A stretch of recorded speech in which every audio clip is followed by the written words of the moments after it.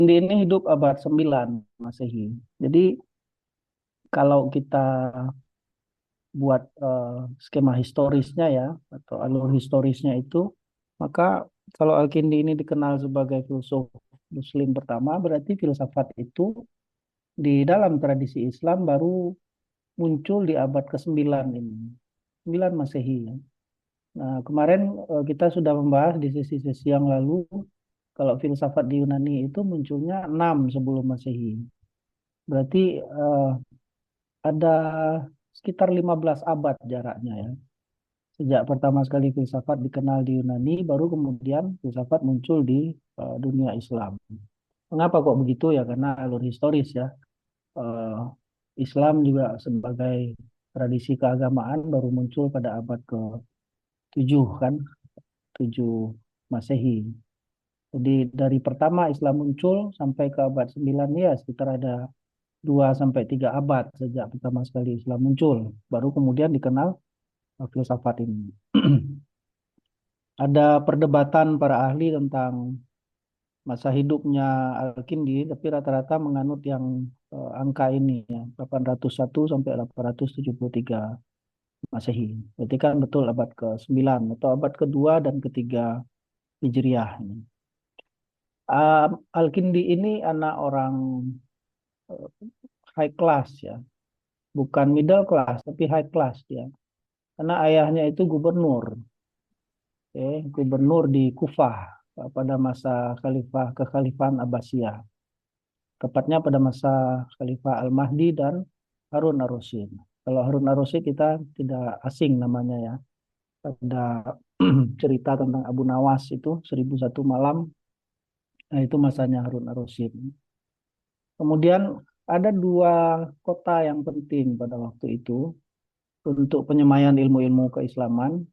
Pertama di Kufah, yang kemudian yang kedua di Baghdad.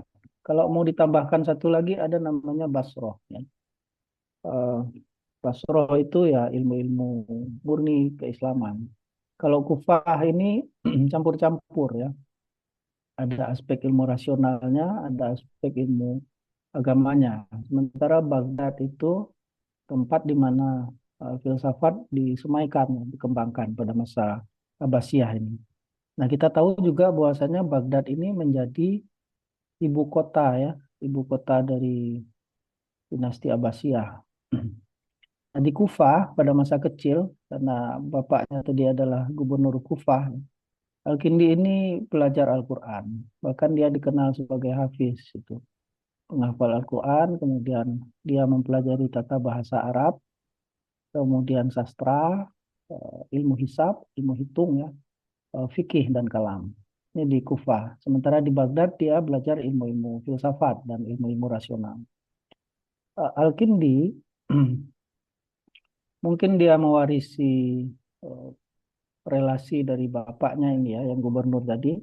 Maka dia juga dikenal dekat dengan khalifah, eh, beberapa khalifah Abbasiyah. Al-Ma'mun yang kita kenal sebagai pendiri Baitul Hikmah itu.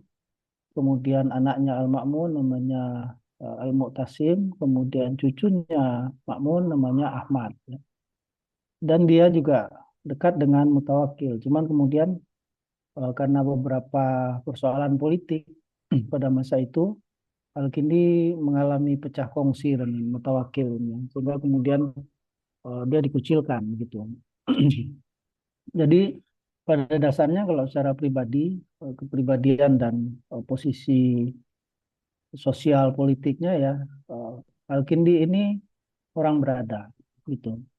Jadi bukan filsuf yang seperti Marx begitu ya, tapi bukan filsuf akar rumput ya, tapi dia memang orang high class, bukan middle class malah high class malah dia. Nah, bagaimana posisi historisnya? Al-Kindi ini dikenal sebagai filsuf Arab pertama. Jadi kalau kita bertanya misalnya dalam konteks filsafat Yunani, siapa filsuf pertama? Maka kita bisa menyebut nama Thales. Jauh sebelum Socrates, Plato, dan Aristoteles itu. Lalu kalau kita bertanya siapa siapa yang filsuf yang dianggap bapak modern, bapak filsuf modern di Barat. Kita bisa menyebut René Descartes misalnya. Lalu kalau di Islam ini siapa filsuf pertamanya? Itu dia Al-Kindi ini. Dia berasal dari etnis Arab. Oleh karena itu dia dikenal sebagai filsuf Arab pertama. Dan dia seorang Muslim, maka dia dikenal sebagai filsuf Muslim pertama.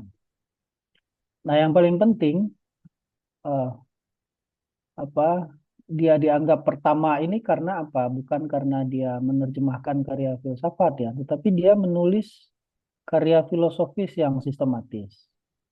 Yang pertama sekali, sebelum Al-Kindi, kita kemarin juga sudah membahas ya bagaimana perkembangan filsafat muncul, tetapi dalam bentuk skolastikisme Islam atau ilmu kalam ya, teologi skolastik itu. Nah, pada bentuk teologi skolastik itu belum muncul namanya tulisan filsafat yang sistematis, tetapi yang muncul adalah tulisan tentang persoalan-persoalan kalam, persoalan-persoalan tauhid, usuluddin ya. Belum belum filsafat secara sistematis. Nah, yang menulis karya filosofis ya, karya filsafat secara sistematis ya dia ini ya, Al-Kindi ini. Namanya Al-Kindi ya. Kemudian sebagai seorang filsuf pertama, apa proyek utamanya Al-Kindi? Saya mau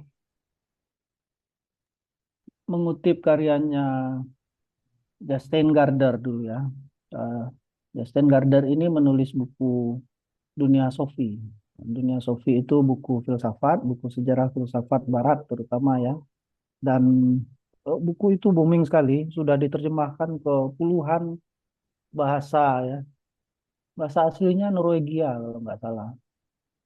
Di Indonesia juga diterjemahkan, yang menerbitkan itu Mizan, dicetak berkali-kali, dan buku itu saya rekomendasikan kepada teman-teman untuk membaca karena bentuknya juga novel ya. Novel filsafat ya. Jadi Dustin Gardner, Dunia Sofi judulnya. Eh, Sebuah novel filsafat. Kalau edisi Inggrisnya bisa teman-teman lacak di di apa di Elite misalnya ya. Nah, di dalam buku itu Gardner mengatakan begini, para filsuf itu banyak sekali katanya, mulai dari Yunani sampai kontemporer ya. Dan tidak ada seorang filosof pun yang membahas seluruh persoalan filsafat. Itu saya, saya kira pendapat penting itu untuk kita yang belajar filsafat ya. Jadi tidak ada seorang filsuf pun yang menulis seluruh persoalan filsafat. Setiap filsuf hanya mempunyai proyek tertentu tentang filsafat ya. Entah itu proyek mengenai persoalan metafisika atau proyek mengenai persoalan epistemologi atau persoalan tertentu. Tidak ada seorang filsuf pun yang membahas seluruh persoalan filsafat. Itu pendapatnya Gardner dan saya kira itu pendapat yang valid ya. Jadi beda misalnya dengan seorang ahli tafsir filsuf itu, seorang mufassir. Kalau mufassir banyak ya kita menemukan ahli tafsir yang menulis tafsir terhadap seluruh ayat-ayat Al-Quran. Jadi dia membahas seluruh ayat-ayat Al-Quran, menafsirkan seluruh ayat-ayat Al-Quran. Tetapi filsuf itu berbeda. Tidak ada seorang filosof pun yang membahas seluruh persoalan filsafat, tetapi hanya aspek tertentu dari uh, persoalan filsafat. Nah, aspek tertentu itulah yang disebut oleh Gardner sebagai proyek filsafatnya ya. Oleh karena itu, strategi yang tepat menurut saya, kalau kita mau memahami pemikiran seorang filsuf tertentu, maka pahami proyek filsafatnya apa. Itu yang penting ya, temukan dulu proyek filsafatnya. Karena proyek filsafat Al-Kindi itu berbeda dengan proyek filsafatnya Ar-Razi misalnya, atau Al-Farabi, atau Al-Jabiri yang lebih kontemporer ya, atau Cak Nur misalnya, itu beda pasti proyek filsafatnya. Nah, sebagai seorang filsuf pertama, apa proyek filsafatnya Al-Kindi? Ini dia, mendamaikan warisan-warisan Helenistis dengan Islam. Jadi dia berupaya eh, memperjuangkan filsafat agar bisa diterima dalam kebudayaan Islam. Filsafat dalam artian warisan-warisan Helenisme ya, warisan-warisan Yunani yang sudah kita bahas sebelumnya itu. Bagaimana caranya supaya ilmu yang diimpor ini bisa diterima dalam tradisi keilmuan Islam. Sekaligus dia meletakkan dasar atau fundamen atau asas bagi semua sebuah filsafat yang baru dalam konteks Islam. Itu proyek filsafatnya Al-Kindi. Jadi kalau kita mau memahami pandangan filsafat Al-Kindi, maka kita harus menempatkannya dalam upaya dia, dalam konteks upaya dia mendamaikan warisan Yunani dengan pandangan teologis Islam terutama ya. Uh, itu kalau kita merujuk ke Gardner tadi. Nah, untuk melakukan proyeknya itu, Al-Kindi menerjemahkan banyak karya-karya Yunani ya. Meskipun sebenarnya Al-Kindi ini dikenal sebagai orang yang tidak terlalu pintar berbahasa Yunani, tetapi dia lebih mahir berbahasa Syria kalau menurut catatan sejarahnya.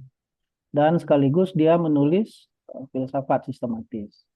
Dia menulis sekitar 270 karya. Ya.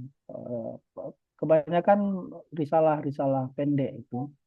Kalau kita sekarang mungkin makalah ya atau artikel lah kira-kira begitu. Ada juga beberapa yang panjang, tetapi tidak dalam bentuk satu buku yang utuh gitu.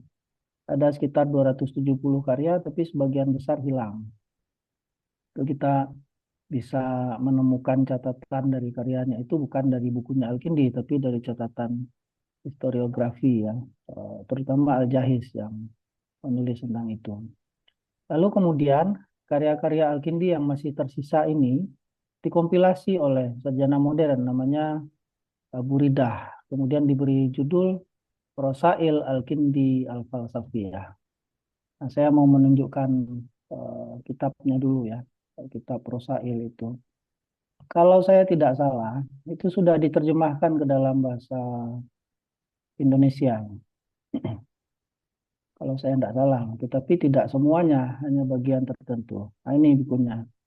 Rosail Al-Kindi Al-Falsafiyah. Ada 2 jilid ini, sekitar 300 halaman itu.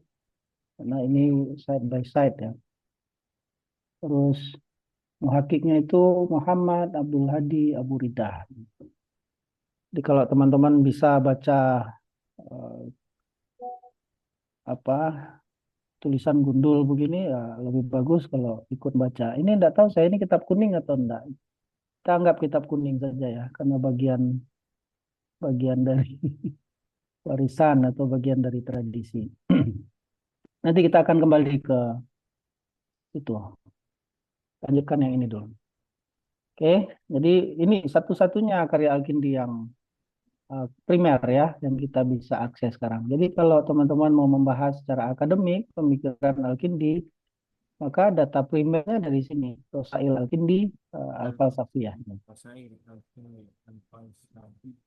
Iya, betul. Rosail. Rosail itu jamak min, plural min risalah ya, risalah.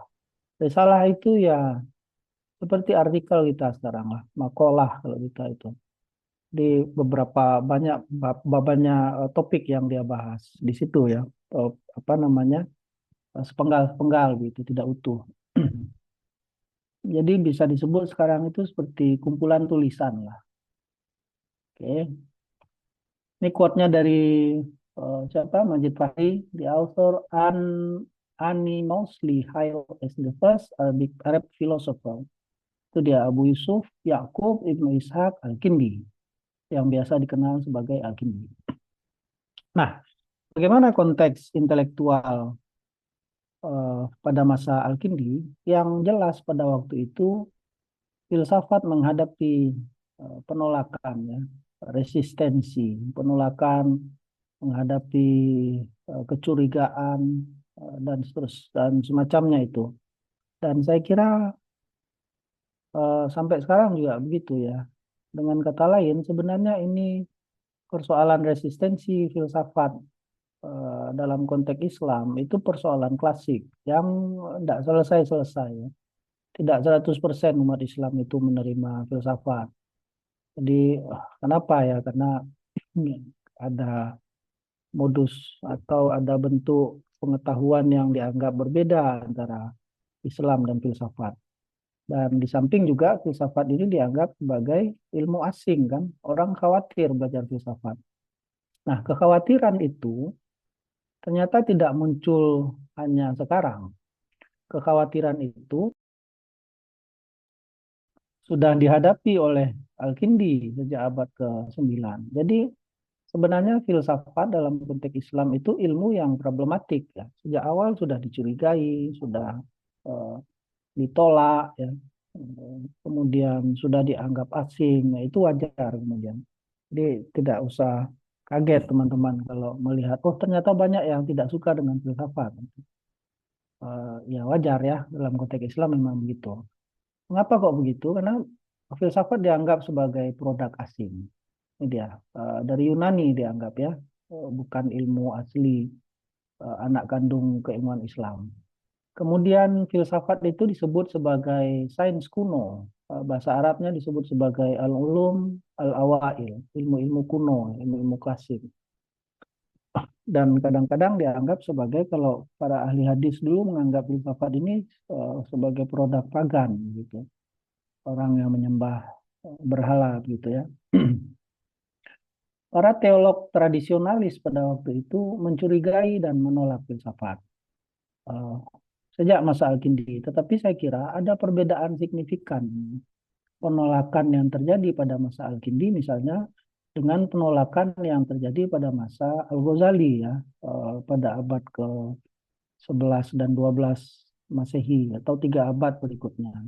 Dan penolakan terhadap filsafat yang terjadi pada abad 14-15 Ibnu Khaldun ya. Ada satu tulisan saya yang mengkaji penolakan Khaldun terhadap filsafat itu. Kalau tidak salah sudah saya pernah share di grup itu. Akhir Desember kemarin saya nulis tapi in English ya. Saya menunjukkan bahwasanya itu bukan problem baru, tetapi ada kesamaan yang dihadapi oleh umat Islam dalam penolakan terhadap filsafat. Seorang yang menolak filsafat itu, saya menunjukkan itu berada dalam kondisi yang sebenarnya ya dia menolak, tetapi sekaligus menerima. Tidak ada penolakan yang 100%. Ya. 100% itu tidak ada kecuali dia tidak kenal filsafat sama sekali. Itu yang saya tunjukkan dalam kasus Khaldun. Nah, si Al-Kindi ini dia punya argumennya sendiri nanti soal itu. Tapi yang jelas pada waktu itu yang dia hadapi adalah ini. Kecurigaan dan penolakan terhadap filsafat oleh para terutama oleh para teolog tradisionalis. Mengapa kok ditolak filsafat itu? Karena uh, ilmu yang bernama filsafat itu acuan utamanya adalah pada kapasitas rasio, ya, kemampuan rasio. Jadi kita mengetahui atau mencari truth atau kebenaran atau hikmah itu dengan mengandalkan rasio saja. Itu yang dikenal dalam filsafat ya. Karena memang dalam praktiknya pada masa Yunani orang-orang klasik atau para filsuf Yunani awal menggunakan instrumen rasio mereka untuk mencapai kebenarannya, tidak menggunakan instrumen yang lain. Sumber pengetahuan mereka adalah pada pemahaman terhadap realitas dengan menggunakan rasio. Nah, itu diragukan kebenarannya oleh si para teolog tradisionalis ini. Mereka menganggap bahwasanya ada instrumen yang lain yang lebih capable ya, dan ada sumber pengetahuan yang lain yang lebih valid, yaitu wahyu kalau dalam konteks Islam. Maka oleh karena itu, secara umum terjadi ketegangan antara iman dan rasio pada masa Al-Kindi ini. Apakah pengetahuan kita tentang kebenaran itu dicapai dengan hanya mengandalkan rasio, atau pengetahuan kita itu bersumber pada wahyu dan kita sekedar mengimani saja. Kalau iman kan tidak ada aspek rasionalnya kalau menurut teolog tradisionalis ya. Berbeda dengan kelompok Mu'tazilah yang kita bahas kemarin bahwa iman itu juga punya harus bisa dipertanggungjawabkan secara rasional. Oke, ini konteks historisnya, ada resistensi yang dihadapi oleh Al-Kindi terhadap filsafat. Ini quote-nya dari si Fahri. Kemudian, uh, Al-Kindi ini dikenal sebagai apa, orang yang bersimpati ya.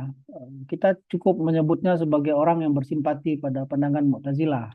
Karena kalau kita katakan Al-Kindi ini Mu'tazilah, ini juga klaim itu agak problematik ya, karena tidak kita temukan dalam karya-karya teolog Mu'tazilah nama Al-Kindi biasanya. Tetapi misalnya Abu Ridah tadi yang mentahkik karyanya Al-Kindi, mengkompilasi karyanya Al-Kindi juga menunjukkan bahwasanya pandangan-pandangan Al-Kindi ini sangat dekat dengan paham Mu'tazilah. Mu'tazilah aliran yang rasional, aliran teologi rasional ya, representasi dari skolastikisme Islam yang kita bahas pada sesi yang lalu. Kemudian di mana letak simpatinya yang paling utama? Apa buktinya dari simpati Al-Kindi ini? Al-Kindi ini dikenal sebagai pembela penggunaan rasio dalam memahami wahyu. Nah, ini kan Mu'tazili banget ya, menggunakan rasio dalam memahami wahyu. Jadi sejalan sebenarnya antara rasio dan wahyu itu. Itu yang paling utama. Jadi bukan hanya sekedar mengimani. Kalau sekedar mengimani itu namanya fideism. Fideism itu pandangan bahwa iman adalah satu-satunya atau iman adalah dasar utama dalam mencapai kebenaran religius. Itu fideism. Jadi akal budi atau rasio atau logika tidak dianggap memadai, bahkan tidak diperlukan ya. Atau seringkali dianggap bahwasanya rasio itu bertentangan sebagai instrumen dengan iman. Itu yang fideism. Nah, fideism ini yang ditolak oleh kelompok Mu'tazilah dan terutama juga oleh Al-Kindi ya. Itu posisinya. Dia cukup kita sebut sebagai seorang yang punya simpati pada Mu'tazilah meskipun dia bukan dianggap sebagai seorang teolog Mu'tazilah. Itu kutipannya dari siapa? Fahri ya. So be placed in the mainstream of theological ideas that we associate with Mu'tazilah ya, kata si Fahri. Nah, sesi berikutnya, bagian berikutnya kita masuk kepada konsepsi Al-Kindi tentang filsafat. Karena sebagaimana kita singgung tadi, dia adalah yang dikenal sebagai filsuf Muslim pertama ya. Sekarang kita ingin tahu apa pandangan dia tentang, atau bisa saja kita buat dalam bentuk pertanyaan, apa itu filsafat menurut Al-Kindi? Yang jelas, dalam pandangan Al-Kindi, filsafat itu bukanlah spekulasi rasional yang liar ya. Tetapi filsafat menurut dia adalah pengetahuan tentang hakikat segala sesuatu dalam batas-batas kemampuan manusia. Saya mau kembali ke file tadi ya, bukunya asli. Kalau tadi kan saya kutip dari siapa, Majid Fahri. Nah, coba kita lihat di Rosail Al-Kindi Al-Falsafiyah ini. Ada bagian pertama dari bukunya, ini yang bagian paling panjang ini. Kitab Al-Kindi ilal Mu'tasim Billah fil Falsafah Al-Ula. Jadi tentang falsafah Al-Ula. Apa itu filsafat falsafah Al-Ula atau filsafat pertama nanti kita bahas. Tapi kita cari definisinya dulu tentang filsafat. Ini dia. Haddul falsafah wa ulu manzilatiha. Batasan-batasan filsafat atau definisi filsafat dan tingginya tingkat ilmu ini ya. Apa yang dia katakan? Kita baca satu paragraf tidak habis ya, setengah paragraf ini aja. Inna a'la sina'at al-insaniyah manzilatan wa asyrafah martabatan sina'atul falsafah, kata dia. Apa artinya ini? Bahwasanya kata dia uh, kreasi tertinggi manusia dalam bidang keilmuan dan ilmu yang uh, apa martabatnya ya, manzilah atau tingkatannya itu paling mulia dan paling tinggi adalah filsafat. Jadi dia menyebut filsafat itu sebagai ilmu yang dikreasi oleh manusia dan merupakan kreasi tertinggi. yang paling mulia ilmu filsafat itu. Jadi teman-teman belajar filsafat itu belajar ilmu yang mulia sebenarnya ya kalau kita mengikut Al-Kindi ini. Alati apa batasannya kata dia? Alati hadduha ilmul asya bihaqaiqiha biqadari taqatil insan. Ini yang terjemahannya tadi. Apa itu filsafat? Apa batasannya filsafat? Filsafat itu adalah ilmu tentang segala sesuatu. Ilmul asya. Ilmu tentang al-asya, segala sesuatu, kata dia. Jadi, kalau kita kembali kepada definisi filsafat secara akademik, misalnya, apa sih yang dibahas oleh filsafat itu? Segala macam, segala realitas. Ya. Realitas itu asya ini, segala sesuatu. Atau dalam bahasa metafisikanya, segala yang ada. Gitu. Bahkan yang mengada-ngada pun dibahas oleh filsafat kadang-kadang. Itu ilmu asya. Tetapi Al-Kindi memberikan batasan dan yang lebih sempit lagi. Segala sesuatu bihako ikiha. Ya. Jadi yang dibahas dari segala sesuatu itu bukan realitas empiriknya saja, tetapi filsafat itu berkenaan pada hakikat. Kalau kita singkat, jadi filsafat itu menurut Al-Kindi adalah ilmu tentang hakikat, ya, hakikat dari segala sesuatu. Bukan wujudnya, tetapi hakikatnya. Itu definisi Al-Kindi tentang filsafat. Biqadari taqatil insan. Dalam batasan, dalam batas-batas kemampuan manusia. Oke, terus kita sampai sini aja ya, tambah satu kalimat lagi. Li'anna ghaddul failasu fi ilmihi isobatul haq wa fi amalihi al-amal bil haq. Apa tujuan dari seorang filsuf, kata Al-Kindi? Tujuannya adalah mencapai kebenaran. Oke, isobatul haq, mencapai kebenaran, kemudian secara teoritis itu ya, kemudian mempraktekkan kebenaran itu. Wal amal wa fi amalihi al amal bil haq, mempraktekkan kebenaran itu. Ini kitab Rosail Al-Kindi langsung saya tunjukkan, dan inilah definisi dia tentang filsafat ya. Tidak ada versi lain dari kitab ini, cuma ada ini, dan saya kira paragraf ini yang selalu dirujuk oleh para sarjana ketika menunjukkan tentang konsepsi atau pandangan Al-Kindi tentang apa itu filsafat. Teman-teman bisa merujuknya juga nanti. Oke, kita kembali ke sini. Jadi terjemahannya tadi, filsafat adalah pengetahuan tentang hakikat segala sesuatu ya, dalam batas-batas kemampuan manusia. Jadi sebenarnya secara implisit Al-Kindi itu mengakui bahwasanya manusia itu punya batas-batas kemampuan tertentu. Ada hal yang tidak bisa dicapai oleh pengetahuan manusia. Nah, dalam batasan-batasan tertentu itulah beradanya filsafat. Tujuan para filsuf dalam berteori adalah mencapai kebenaran, truth ya. Ini kata kunci dalam filsafat pada periode klasik, kebenaran. Eh, Kalau pada periode kontemporer bukan bicara kebenaran lagi, tapi sudah meaning ya, from truth to meaning, makna. Jadi filsafat itu bukan lagi kerjanya cari kebenaran, karena banyak versi kebenaran ternyata ya. Eh, Versi orang tentang kebenaran itu beda-beda. Apa yang benar menurut kita belum tentu benar menurut orang lain. Maka digeser kemudian pembahasannya. Apa yang bermakna bagi saya belum tentu makna itu bisa dicapai oleh orang lain, tetapi makna itu menjadi milik saya. Itulah yang dicari oleh filsafat pada masa kontemporer ya, meaning bukan hanya truth tapi meaning. Nah, eh, kebenaran secara teoritik dalam berteori dan kemudian setelah orang tahu kebenaran itu apa yang dilakukan? Dia mempraktekkannya, berpraktik menyesuaikan dengan kebenaran itu. Jadi dalam konsep Al-Kindi tentang filsafat ada kesatuan antara teori dan praktek. Filsafat itu bukan hanya sekedar teori, tetapi juga praktik, kata Al-Kindi. Kita bukan hanya ingin tahu apa yang benar, tetapi mempraktikkan kebenaran itu.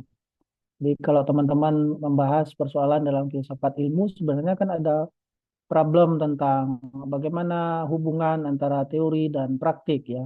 Science for science itu kadang-kadang tidak melihat relasi atau hubungan antara teori dan praktik. Banyak orang yang tahu teorinya tapi prakteknya berbeda. Kadang-kadang gitu ya. Tapi kalau Al-Kindi ini kesatuan kedua-duanya kata dia. Maka dia membagi dua bagian utama dari filsafat. Pertama ada studi-studi teoritis, yang kedua ada studi praktis kata dia. Uh, Yaitu kalau yang teoritis di dalamnya ada fisika, matematika, dan metafisika. Lalu yang praktis ada soal etika, ekonomi, dan politik. Uh, apa bedanya ini? Kalau yang teoritis inilah ilmu-ilmu dasar filsafat yang paling fundamen ya. Kita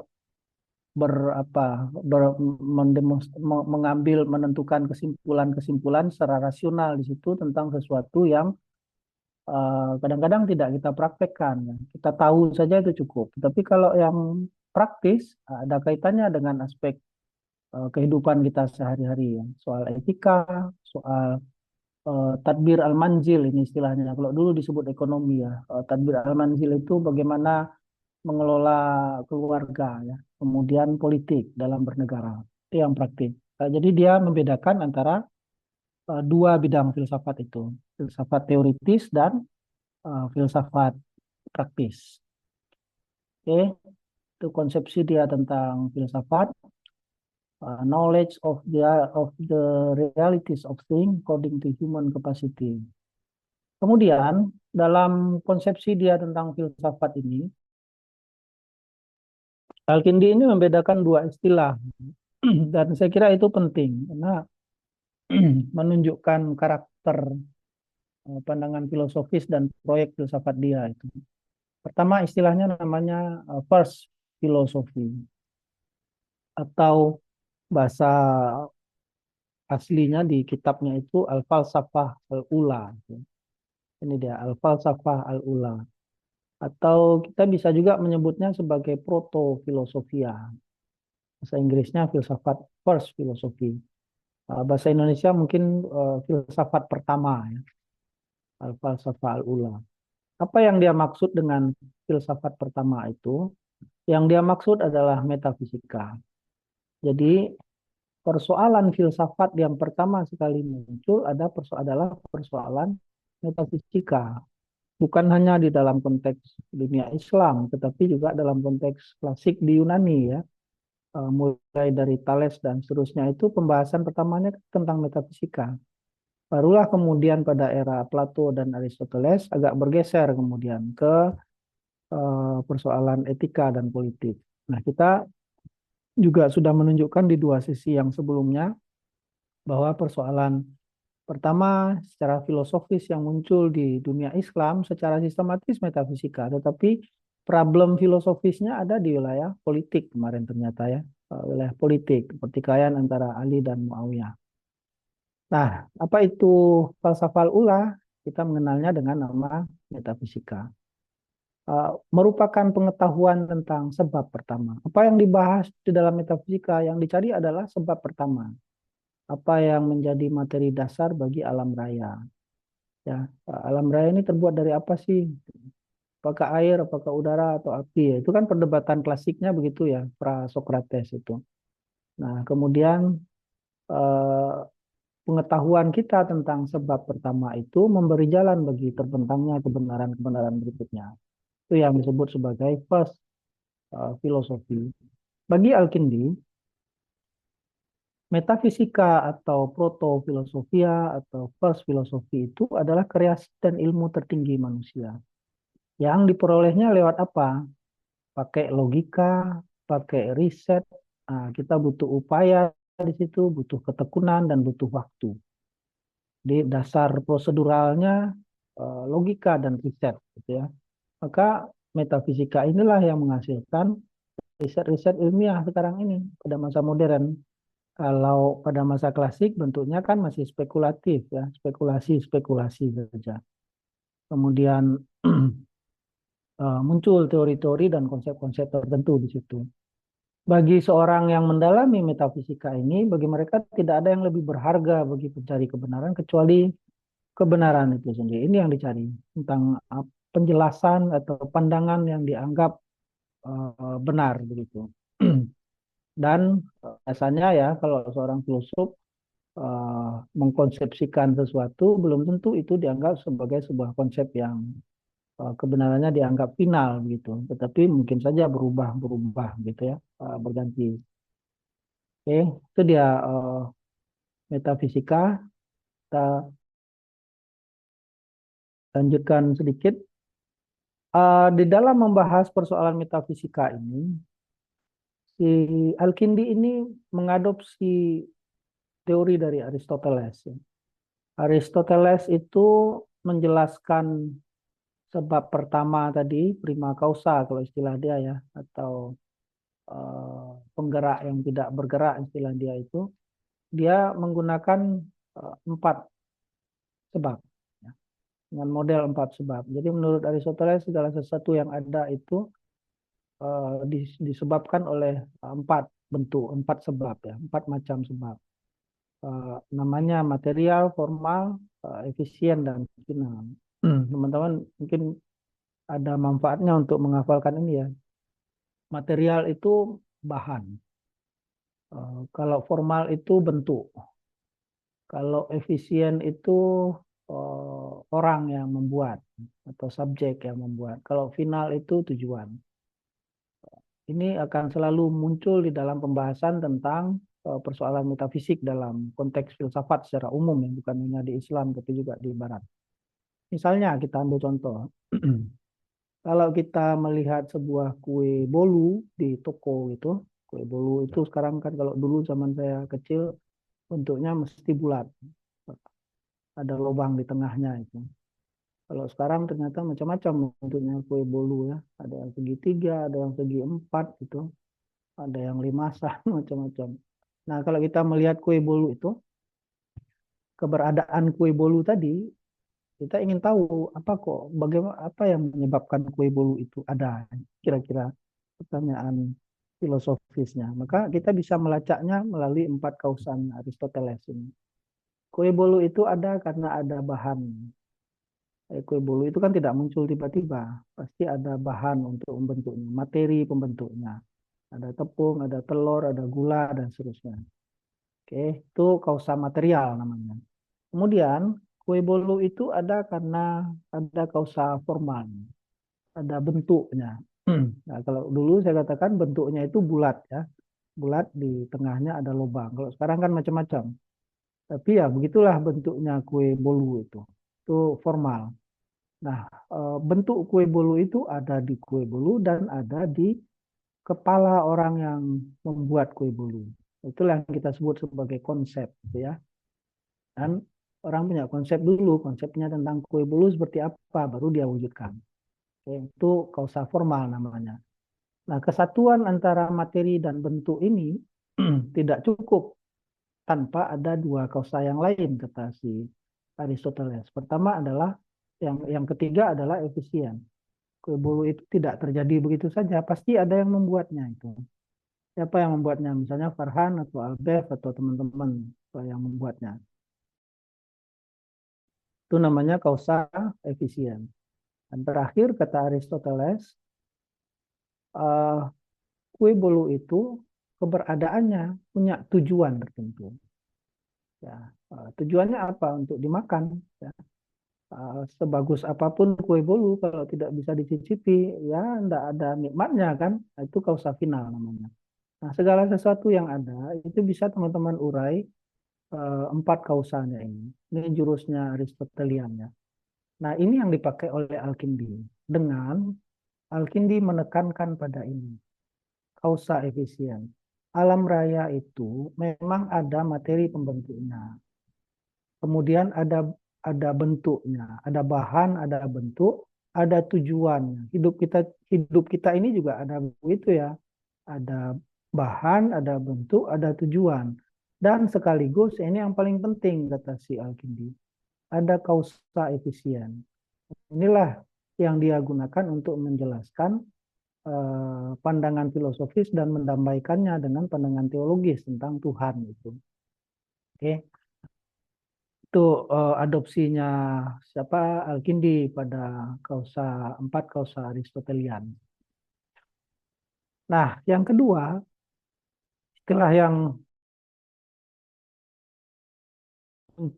istilah yang sering muncul dalam kajian tentang Al-Kindi ini, kalau tadi proto-filosofia atau first filosofi ya. Yang kedua adalah al-ilm al-ilahi. Si Majid Fahri menyebutnya sebagai prophetic science itu, ilmu ilahi. Ilmu ilahi itu mungkin ilmu ketuhanan ya. Tapi bentuknya itu ya kalau dalam masa Nabi Muhammad ya itu wahyu. Ilmu ilahi ini adalah pengetahuan para nabi. Nah, dia membedakan itu. Eh, kalau first filosofi tadi itu adalah kreasi manusia, kalau ilmu ilahi ini pengetahuan para nabi yang dianugerahkan oleh Allah. Ya. Bagaimana cara memperoleh ilmu ini? Hanya melalui kehendak Allah, ya, tidak melalui kehendak kita. Kalau filsafat pertama tadi kan melalui kehendak manusia, kalau ini melalui kehendak Allah. Ada proses penyucian jiwa di situ, ada proses pencerahan di situ ya. Tetapi kata Al-Kindi, ilmu ilahi ini tidak dimiliki oleh setiap orang dan tidak bisa diusahakan oleh setiap orang. Ini hanya milik para nabi ini, hak istimewa para nabi. Nah, ketika Nabi Muhammad wafat, ilmu itu sudah tidak ada lagi, berhenti di Nabi Muhammad. Oke. Oleh karena itu kata Al-Kindi, ilmu ilahi ini tidak diperoleh melalui riset, berbeda dengan tidak melalui logika ya, berbeda dengan proto filosofi atau falsafah al-ula ini. Juga tidak melalui ketekunan dan waktu dan tidak ada upaya karena itu anugerah ilahiyah. Oke, hanya diberikan kepada orang-orang tertentu. Itu pembedaannya Al-Kindi. Nah, pada hierarki ilmunya, kata Al-Kindi, ilmu ilahi yang bentuknya itu adalah wahyu, itu memang lebih tinggi tingkatannya daripada filsafat pertama. Mengapa kok begitu? Karena wahyu ini bersumber langsung dari Allah, tetapi hanya diberikan kepada orang-orang tertentu, yaitu para nabi. Sementara filsafat pertama atau metafisika itu bisa diusahakan oleh siapapun juga yang mau berfilsafat. Oke, hierarkinya begitu, lebih tinggi daripada wahyu. Nah, teman-teman bisa membedakan sekarang antara al-falsafah al-ula yang merupakan kreasi manusia atau al-ilm al-ilahi yang merupakan anugerah Tuhan Allah Pas ya. gelut karo sukunan, kudu mati to mergo sukunan kuburan awake. Iya.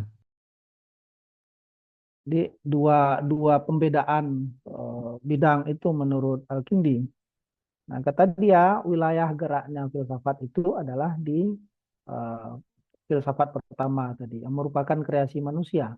Kalau yang ilmu ilahi ini tidak wilayah kita, ini wilayah para nabi itu. Dan eranya sudah selesai, sudah berakhir kata Al-Kindi ya. Kemudian apa relasi antara filsafat pertama dan ilmu ilahi tadi? Ini yang menarik menurut saya dari pandangannya Al-Kindi dan cukup berani dia punya pandangan begini. Kata dia, kebenaran yang dihasilkan melalui metafisika atau filsafat pertama tadi akan selalu bersesuaian dengan kebenaran yang dihasilkan melalui ilmu ilahi atau melalui wahyu. Jadi antara filsafat dan wahyu ya itu tidak bertentangan, tetapi saling bersesuaian. Itu argumen dia pertama. Tetapi filsafat kadarnya, kualitasnya itu tidak bisa menyamai wahyu. Posisinya tetap di bawah, subordinat ya. Tidak bisa kebenarannya itu setara dengan wahyu, tidak bisa. Tetapi posisinya adalah sebagai penguat dari wahyu. Bukan sebagai lawan, bukan sebagai rival. Oke. Nah, oleh karena itu menurutnya, karena wahyu itu berupa Al-Quran ya, ayat-ayat Al-Quran, dalil-dalil Al-Quran menurut Al-Kindi lebih pasti dan meyakinkan daripada dalil-dalil filosofis manusia. Ingat, dalil-dalil Al-Quran, bukan penafsiran terhadap Al-Quran. Karena itu dua hal yang berbeda, kata Al-Kindi. Kalau penafsiran terhadap Al-Quran itu eh, bukan produk ilahi lagi, tetapi itu sudah produk manusia. Nah, dalil-dalil Al-Quran, maka dia posisikan lebih meyakinkan daripada dalil-dalil atau konsep-konsep filosofis manusia. Nah, Al-Quran jauh mengungguli dalil-dalil para filsuf. Ini menunjukkan keyakinan teologis dia ya. Dan saya kira juga dalam pandangan Mu'tazilah kemarin juga sebenarnya begitu ya. Acuannya tetap kepada Al-Quran. Ingat, kepada Al-Quran, bukan kepada tafsir Al-Quran. Karena hierarki ilmunya berbeda itu. Kita sering mencampur adukkan antara Al-Quran dan tafsir Al-Quran. Antara Tuhan dengan konsepsi kita tentang Tuhan. Antara Nabi dengan konsepsi kita tentang Nabi. Itu dua hal yang berbeda saya kira. Kalau dicampur adukkan ya bisa jadi perang nanti itu ya. Dan kontradiksi dalam pemikiran. Nah, yang dia rujuk adalah dalil-dalil Al-Qur'annya di sini. Oleh karena itu, Al-Kindi telah membuka pintu bagi penafsiran filosofis terhadap Al-Quran. Model penafsirannya filosofis, penggunaan rasio ya, terhadap Al-Quran. Kata dia, ilmu agama, ini yang menurut saya cukup berani pandangan dia. Ilmu agama apapun itu bentuknya merupakan bagian dari filsafat. Jadi bukan hal yang di luar filsafat, tapi orang menghasilkan pandangan teologis, orang menghasilkan pandangan fikih dan lain-lain, itu sebenarnya dia menggunakan filsafat sebagai cara, kata Al-Kindi. Kenapa kok begitu? Karena filsafat menurut Al-Kindi adalah pengetahuan tentang hakikat segala sesuatu. Segala sesuatu di sini sebagai sumber pengetahuan, termasuk di situ adalah Al-Quran, wahyu, sumber pengetahuan. Ya, itu yang saya maksud bedakan, karena sering kita campur aduk, bedakan dalam konteks pengetahuan itu antara instrumen, alat, ya, dengan sumber pengetahuan. Karena sering kita campur adukkan itu. Al-Quran itu posisinya adalah sebagai sumber pengetahuan. Oke. Sementara rasio itu posisinya bukan sebagai sumber pengetahuan, tetapi sebagai instrumen pengetahuan. Itu yang penting itu. Sering kali kita mencampur adukkan, kita tempatkan juga rasio itu sebagai sumber pengetahuan. Apa implikasinya? Implikasinya adalah kita saling mempertentangkan antara apa yang kita sebut sebagai dalil akli dan dalil nakli. Oke. Padahal tidak selevel itu ya. Ya jelas Al-Quran nakli lebih tinggi karena posisinya sebagai sumber. Bagaimana mungkin kita pertentangkan yang sumber dengan yang instrumen? Itu saya kira meskipun terjadi secara historis ya, tetapi itu kesalahan yang fatal dan tetapi dimaklumi dan sering diulang-ulang. Sekarang waktunya kita meluruskan itu saya kira. Dan itu seperti inilah kata Ghazali ya. Kita menganggap matahari itu terbit di timur kemudian tenggelam di barat. Kita membahasakannya begitu ya. Tidak punya pilihan bahasa lain kita. Padahal realitasnya dan secara ilmiah kita bisa buktikan matahari itu tidak pernah terbit dan tidak pernah tenggelam. Tetapi kita terpaksa menyebutnya itu dia terbit di timur, tenggelam di barat. Nah, sama dengan itu ya. Nakli dan akli itu. Pertentangannya kan luar biasa pada masa klasik. Saya kira ada kekeliruan di situ. Yang satu sumber pengetahuan Al-Quran, yang satu instrumen, rasio itu instrumen. Nah, kalau kita menempatkan rasio sebagai instrumen, maka sebenarnya kata Al-Kindi, filsafat itu di dalamnya ada teologi, ada tauhid, ada etika, dan seluruh ilmu pengetahuan yang bermanfaat. Jadi mempertentangkan filsafat itu jangan dengan Al-Quran, tetapi mempertentangkan filsafat itu dengan pandangan-pandangan teologis, pandangan-pandangan etik Islam, ya pandangan-pandangan tafsir terhadap Al-Quran itu setara dia. Kebenarannya bisa didialogkan, tapi kalau dengan Al-Quran tidak level, karena filsafat itu kreasi manusia, Al-Quran kreasi ilahiyah. Ya. Filsafat itu al-falsafah al-ula tadi, kemudian Al-Quran itu al-ilm al-ilahi. Dua-duanya tidak bertentangan, tetapi berada pada level yang berbeda, kata Al-Kindi. Ya, konsep Al-Kindi tentang filsafat dijelaskan dalam dua istilah konseptual tadi. Al-falsafah al-ula, kemudian al-ilm al-ilahi itu. Nah, ada hal yang menarik dari Al-Kindi ini. Bagaimana dia menunjukkan inkonsistensi orang yang menolak filsafat. Kata dia begini, belajar filsafat itu memang tidak harus ya, tidak semua orang harus belajar filsafat. Tetapi mempelajari filsafat itu juga tidak sia-sia, ada gunanya. Penting dan diperlukan ya. Hanya orang-orang yang sadar yang merasa itu penting dan orang-orang yang merasa perlu sehingga dia belajar filsafat. Nah, kata dia, bagi para teolog yang menentang filsafat, kalau para teolog itu mengatakan bahwa filsafat itu penting, maka mau tidak mau kan mereka harus mempelajari filsafat. Tetapi kalau para teolog itu punya pandangan yang berbeda, kata dia, menganggap filsafat itu tidak penting sehingga menolaknya, maka kan mereka harus memberikan alasan. Mengapa kok dianggap tidak penting? Dan sehingga harus ditolak. Ya, harus memaparkan alasan, harus memberikan alasan itu. Nah, kata Al-Kindi, ketika seorang teolog memberikan alasan tertentu yang sifatnya substansial, ya, sifatnya hakikat gitu, maka sebenarnya dia sudah berfilsafat.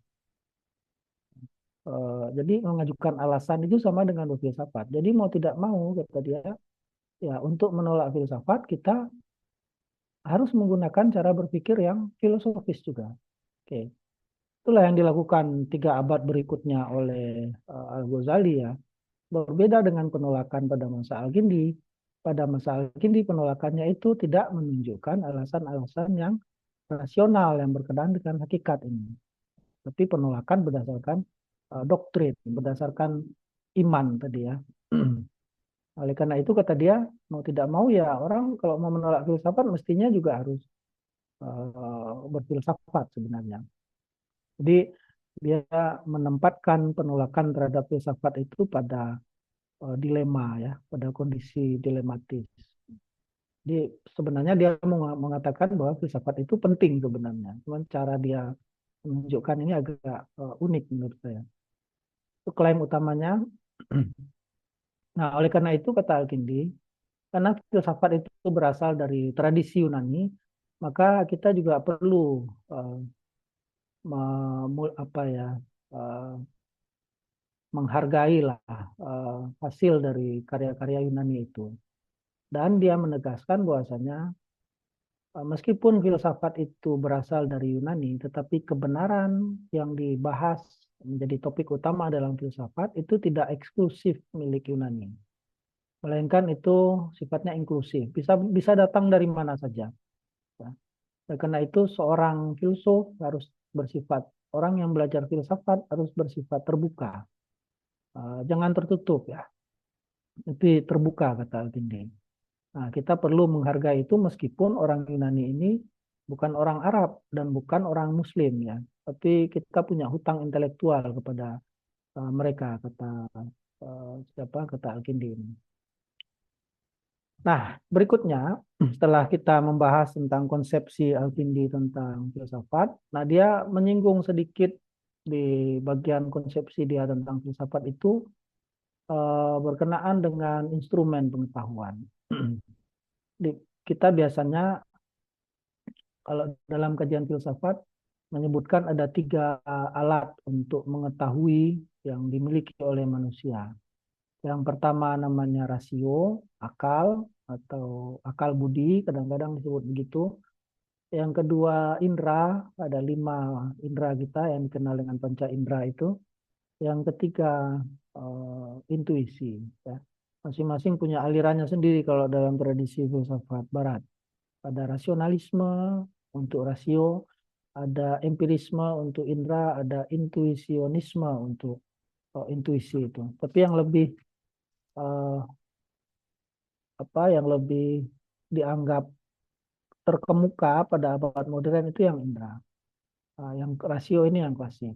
Tapi ada juga filsuf yang coba menggabungkan keduanya, ya, menunjukkan keterbatasan rasio dan seterusnya. Nah, bagi Al-Kindi dia hanya menyinggung 2 ini.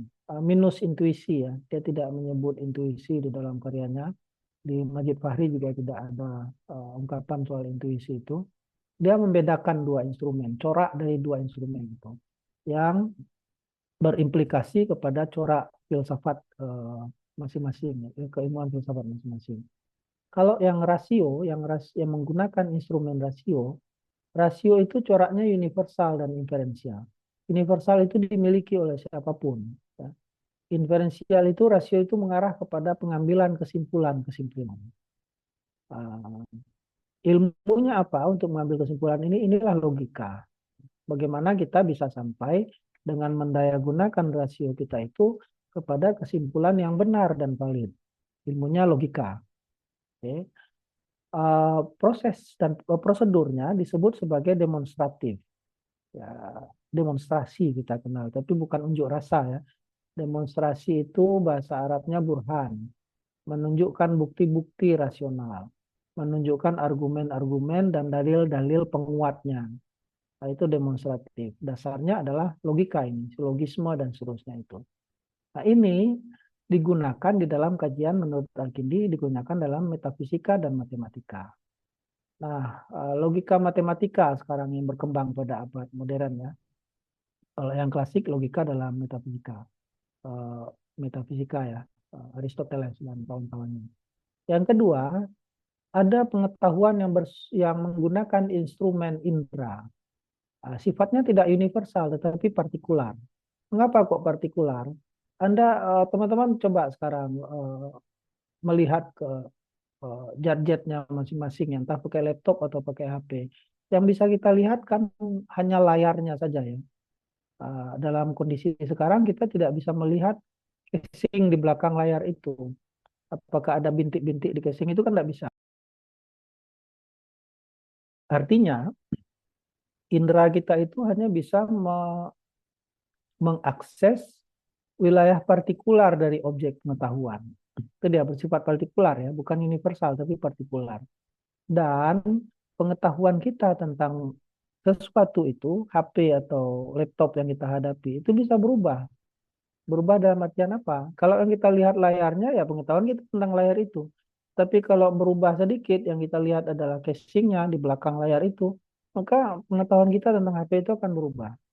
Ya, karena itu kata Al-Kindi, pengetahuan yang didasarkan kepada uh, instrumen indera ini bersifat berubah, partikular ya, berubah. Berbeda dengan rasio tadi, yang universal dan menghasilkan kesimpulan.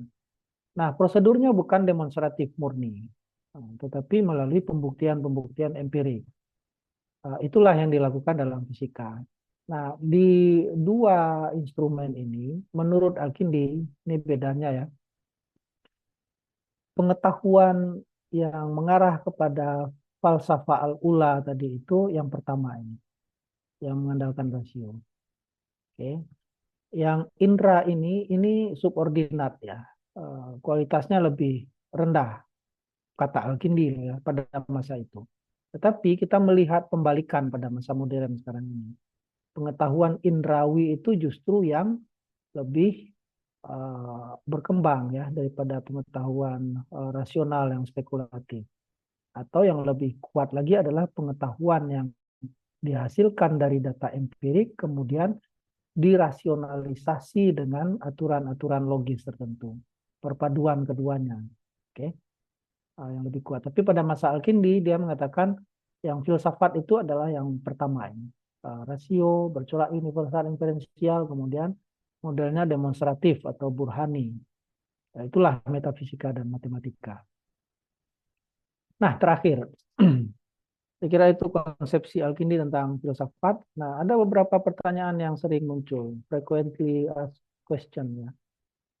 Setelah kita tahu tentang konsepsi Al-Kindi itu, mungkin kita akan bertanya begini. Apakah filsafat masih otonom? Kalau dia diposisikan sebagai subordinat daripada wahyu tadi. Itu pertanyaan yang sering muncul. Terus, kalau begitu pandangan Al-Kindi, ada juga pertanyaan yang mengarah kepada berarti Al-Kindi ini sebenarnya tidak kurang tepat atau tidak terlalu tepat jika disebut sebagai filsuf ya, tetapi mungkin dia lebih tepat dianggap sebagai teolog yang berbaju menggunakan jubah filsafat mungkin. Lalu ada juga yang bertanya begini misalnya yang sering muncul itu, apakah konsepsi Al-Kindi tentang filsafat tadi sebagai kreasi tertinggi manusia itu merupakan bisa kita posisikan sebagai fondasi bagi filsafat dalam konteks Islam atau justru membatasi filsafat Islam. Karena kalau kita menempatkan filsafat sebagai subordinat itu seolah-olah kan kita membatasi ya. Ada batasan bagi filsafat Islam. Seolah filsafat Islam itu ya seperti yang kita bahas di sesi yang lalu. Oh, coraknya adalah model scholasticism atau model pembelaan terhadap iman. Nah, ini kesan ini muncul dari pembacaan kita terhadap pandangan Al-Kindi. Tapi ya mau tidak mau kita harus menerima itu ya, karena memang yang dihadapi pada waktu itu atau proyek filsafatnya adalah bagaimana caranya supaya orang-orang Islam ini bisa menerima filsafat ya, yang dianggap asing dan seterusnya itu. Oke, saya kira itu